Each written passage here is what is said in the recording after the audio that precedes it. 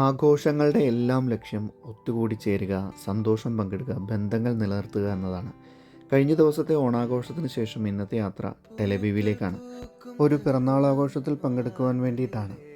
ഹൈഫയിൽ നിന്നും ടെലവീവിലേക്ക് ഏറ്റവും കൂടുതൽ ആളുകൾ തിരഞ്ഞെടുക്കുന്ന വഴി കടലിനോട് ചേർന്ന് പോകുന്ന ഹൈവേ ആണ്. മോഡേൺ രീതിയിൽ നിർമ്മിച്ചതായതിനാൽ തന്നെ വളരെ വേഗത്തിലും സുഗമവും സുരക്ഷിതവുമായി യാത്ര ചെയ്യാം എന്നത് തന്നെയാണ് ഏറ്റവും വലിയ പ്രത്യേകത. ഹൈഫ വിട്ടിറങ്ങുമ്പോൾ കാർമേൽ മലകൾ പിന്നിൽ മറയുന്നത് കാണുവാൻ നല്ല ഭംഗിയാണ്. എന്തായാലും കൃത്യസമയത്ത് തന്നെ ചടങ്ങിൽ എത്തിച്ചേരുവാൻ സാധിച്ചു. കൂട്ടുകാരുടെയും വീട്ടുകാരുടെയും നിർബന്ധമാണ് ഇത്തരത്തിൽ വീഡിയോ ഷൂട്ട് ചെയ്യുവാൻ പ്രേരിതമായത്. അവർ പറയാറുണ്ട്, നീ പോകുന്ന സ്ഥലങ്ങളും യാത്രകളും ഒക്കെ എന്തുകൊണ്ടൊരു വീഡിയോ ആക്കിക്കൂടാ എന്നുള്ളത്, അത് ഞങ്ങൾക്കും കാണാമല്ലോ എന്നുള്ളത്. അപ്പോൾ അതുകൊണ്ട് തന്നെ പല പോരായ്മകളും ഉണ്ടായേക്കാം തുടക്കമായതുകൊണ്ട്.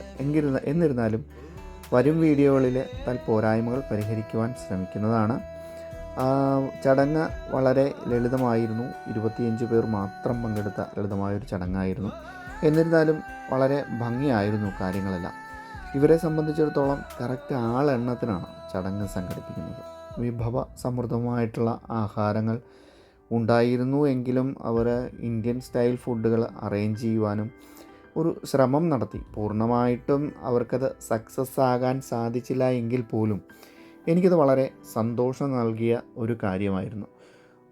ഒരു റെസ്റ്റോറൻറ്റിലാണ് പാർട്ടി സംഘടിപ്പിച്ചത്. അതിൻ്റെ ഉടമ ഒരു ഫുഡ് ഫോട്ടോഗ്രാഫർ ആയതിനാൽ തന്നെ വ്യത്യസ്തമായിട്ടുള്ള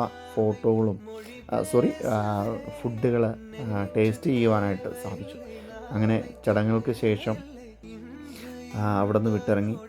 ഹൈഫയും ടെലവീവും തമ്മിൽ ട്രിവാൻഡ്രവും കൊച്ചിയും തമ്മിലുള്ള വ്യത്യാസം പോലെയാണ്.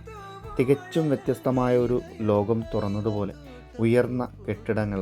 സന്തോഷ് ജോർജ് കുളങ്ങരയുടെ ഭാഷയിൽ പറഞ്ഞെന്നാൽ ചുറ്റും അമ്പരച്ചുംബികളായിട്ടുള്ള കെട്ടിടങ്ങൾ, തിരക്കേറിയ തെരുവുകൾ, കടൽ തീരത്തെ സജീവമായിട്ടുള്ള ജീവിതം എല്ലാം ഹൈഫയുടെ ശാന്തതയ്ക്ക് നേരെ വിപരീതമാണെങ്കിൽ പോലും ടെലവീവിൻ്റെ ഭംഗി മനസ്സിൽ നിറഞ്ഞത് യാത്രയുടെ സുഖവും രണ്ട് നഗരങ്ങളുടെ ഭംഗിയും തമ്മിലുള്ള മനോഹരമായ വ്യത്യാസമാണ്.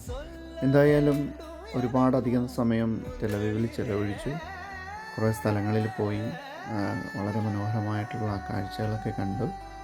അങ്ങനെ നേരെ തിരിച്ച് പതിവ് പോലെ നമ്മളുടെ തട്ടകത്തിലേക്ക്, ഹൈഫയിലേക്കുള്ള യാത്രയാണ്.